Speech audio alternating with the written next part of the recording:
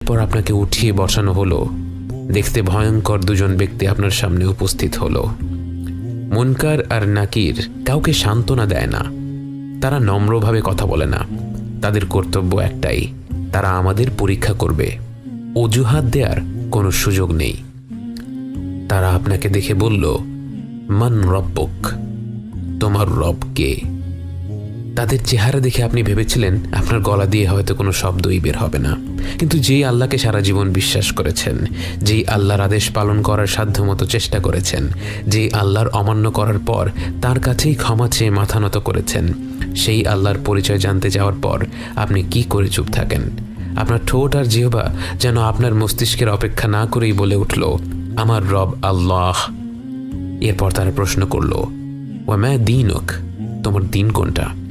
আপনি বললেন, আমার দিন ইসলাম। অবশেষে তারা জিজ্ঞেস করল,